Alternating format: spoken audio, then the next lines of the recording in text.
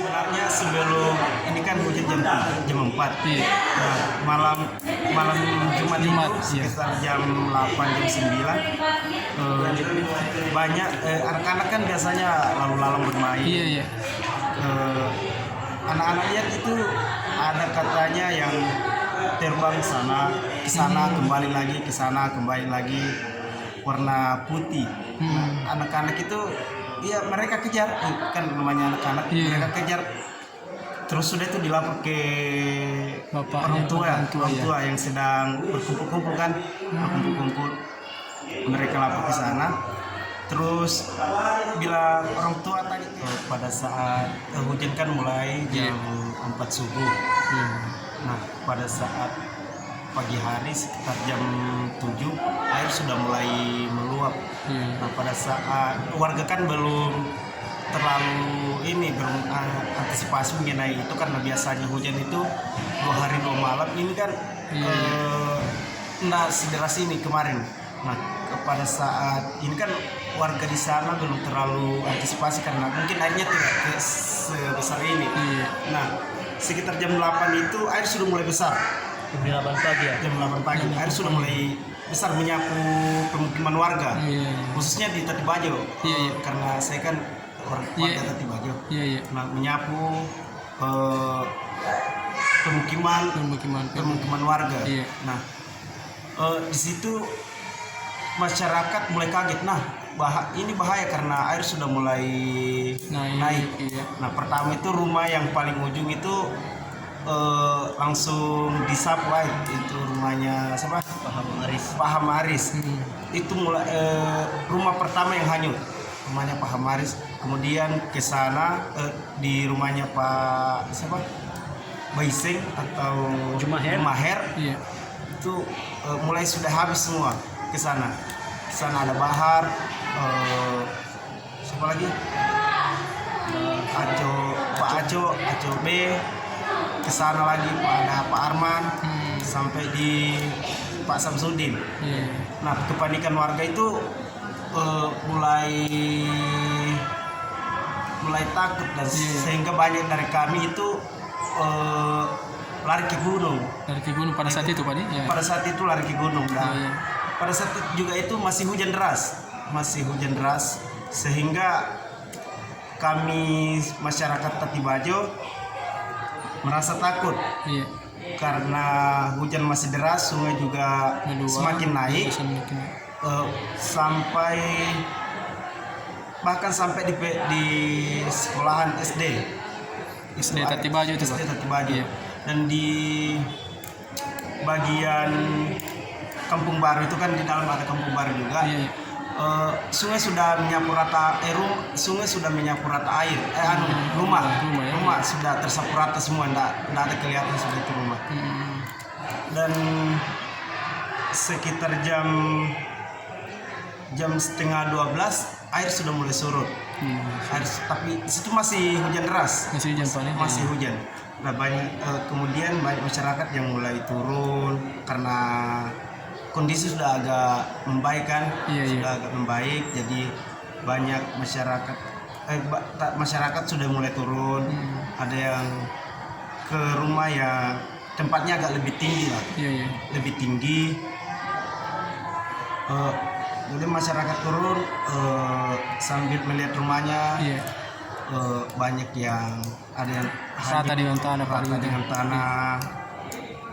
Jadi Pak, yang barang-barangnya bagaimana? Apakah sempat ada yang diselamatkan barang-barangnya Pak? Kalau mengenai barang, hanya sedikit dari kami itu yang bisa menyelamatkan. Itu pun cuma pakaian saja. Pakaian kalau berupa kayak peralatan dapur, lemari, semuanya habis. Kulkas habis semua. Karena kita tidak sempat selamatkan. Nah, pada saat kondisi itu juga listrik masih menyala. Masih menyala ya? Masih menyala. Dan itu menyebabkan kami sangat khawatir jangan sampai aliran listrik terputus menyentuh sungai. Nah, itu kan bahaya untuk kami, sehingga kami bilang, enggak apa-apa, kita lari saja. Biarkan barang-barang hanyut, yang penting kita selamat. Jadi berapa hari baru bisa keluar di perkampungan baru bisa keluar? kejadian itu kan hari Jumat. Iya. Kami keluar itu hari Sabtu. Hari Sabtu baru bisa ya. Hari Sabtu baru bisa. Jadi untuk makanan apa di dalam pada saat itu Pak? Bagaimana? Artinya apakah belum ada masuk kayak logistik? Artinya untuk makan atau minumnya bagaimana Pak? Jadi pada saat itu kami sebagai pemuda di dalam, Iya. pada saat air sudah mulai surut, sekitar jam 4 sore itu, jam 3 jam 4 kami pemuda melakukan kegiatannya itu kami keluar Iya. keluar dari perkampungan ke Jalan Poros temui Pak Desa Iya. untuk meminta bantuan bahwa kami di dalam ini sudah keadaan kami sudah seperti ini. Iya. Banyak dari rumah kami sudah sapu rata dengan air. Iya. Nah, sehingga Pak Desa memfasilitasi kami mengenai makanan berupa beras, Iya. air bersih, Iya. sama Indomie Iya. yang kami pikul masuk Iya. pada saat itu. Sehingga pada malam hari itu yang kami makan. Bantuan dari Pak Desa. Masih apa yang didirikan pada saat itu Pak? Apakah tenda darurat kah atau apa? Tinggal di rumah-rumah kayak rumah di kebun kah atau apa? Tinggal di mana itu Pak? Itu malam-malam Jumat malam Sabtu. Oh ya, itu malam kami tinggal di sekolah kan. Oh sekolah ya, sekolah tempatnya. Kebetulan sekolah itu kan tempatnya dia agak lebih tinggi. Agak tinggi ya. Agak tinggi sehingga banyak dari kami itu tinggal di sana. Iya. Kalau jarak dari sungai Iya. ke rumah itu sekitar 50 meter. 50 meter ya? Yang ini kan dari pinggir sungai Iya, dari pinggir sungai. perkampungan Iya. lebih 50 meter. Lebih 50 meter. Nah, tapi ini barusan kejadian seperti ini sejak berapa tahun tinggal di dalam ini tuh Pak? Saya tinggal di dalam itu kurang lebih 20 tahun lebih. 20 tahun lebih ya? Bahkan menurut keterangan warga, Iya. masyarakat di dalam itu, saya tanya apakah memang pernah terjadi Iya. banjir bandang Iya. seperti ini. Iya. Nah, mereka bilang baru kali ini banjir ini terjadi. Iya. Kalau ini kan 2 dusun. Iya. Nah, di Sambalagia itu mereka sudah sepakat untuk tidak tinggal di sana Sepakat. karena memang tempatnya dia kan tinggal di lingkungan sungai. Oh iya. Jadi kalau sungai banjir dia lurus ke Pasti. sana, jadi habis. Oh. Mas, begitu pula di Tatibajo, tapi di Tatibajo dia ada beberapa warganya yang masih mau ke sana karena secara moral kehidupan kami itu di sana. Ada ya? Di sana. Kebutuhan sehari-hari. Ini kan sekarang juga musim tanam padi. Oh iya. Kami harus ke sana. Sebagian dari kami. Jadi, sebenarnya sebelum ini kan hujan jam 4. Iya. Nah, malam Jumat itu iya. sekitar jam 8 jam 9 banyak anak-anak kan biasanya lalu-lalang bermain. Iya. Anak-anak lihat itu ada katanya yang terbang ke sana kembali lagi ke sana kembali lagi warna putih. Nah, anak-anak itu ya mereka kejar kan namanya anak-anak. Iya. Mereka kejar terus sudah itu dilapor ke Bapaknya, orang tua, tua yang sedang berkumpul-kumpul kan berkumpul-kumpul. Mereka lapor ke sana. Terus bila orang tua tanya ke anaknya, "Nggak usah itu hantu. Kalian pergi tidur saja." Anak-anak keluar lagi, dia lihat lagi sama si bolak-balik. Masuk lagi ke orang tua. Nah, ada lagi datang lagi. Bilang pulang ke rumah, itu kan hantu. Kamis sore itu Pak? Malam Jumat ya. Oh malam Jumat. Habis maghrib, Kamis malam. Kamis malam. Sekitar sudah isya. Oh sudah bisa itu. Oh pakaian putih. Tapi orangnya maksudnya wujudnya tidak ini Pak ya? Itu hanya wujud putih. Terakhir katanya anak-anak itu pergi ke kuburan lenyap di situ. Oh iya. Hanya itu Pak, tidak ada yang lain. Hanya itu yang muncul artinya tanda-tanda seperti itu yang. Cuma seperti itu yang. Kan gempa juga. Bagaimana artinya pada saat gempa kan masih ada dan stimulan yang kedua ini. Apakah juga di sana Pak ada warga di sana yang masih menunggu stimulan tahap kedua ini bantuan perbaikan rumah pasca gempa? Masih kalau stimulan kedua masih ada beberapa warga yang Termasuk yang ini rumahnya hanyut Pak ya? termasuk yang rumahnya hanyut. Iya, iya. Menunggu stimulan kedua. Iya, iya, iya. Sekitar berapa orang itu Pak yang pada saat mengungsi ini hari? Masa Satu hari ini hari sekitar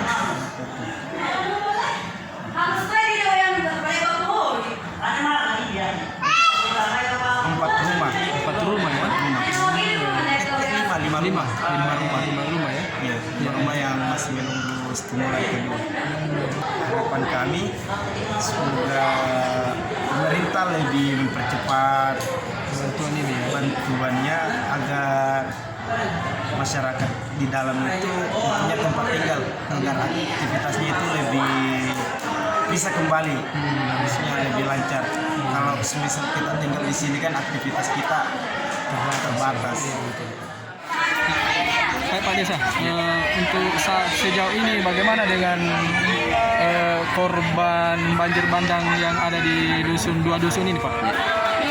Terima kasih. Selama hari Jumat, korban bencana alam, korban bencana banjir yang dilanda oleh 2 dusun, langsung kami evakuasi pada hari Sabtu. Karena mengingat musibah yang melanda dusun Patibaju dan dusun Sambalagia, kami antisipasi jangan sampai berkelanjutan. Jadi itulah sehingga kami langsung mengambil suatu kesimpulan bahwa masyarakat yang ada di 2 dusun harus dievakuasi dengan cara keluar untuk meninggalkan kampung halaman untuk selanjutnya akan diungsikan ke tempat yang lebih aman. Untuk korban ini Pak, sebenarnya berapa kakak ini Pak yang dari 2 dusun ini? Kalau korban banjir sebanyak untuk dusun Tatibajo sebanyak 56 kakak, untuk dusun Sambalagia sebanyak 32 kakak.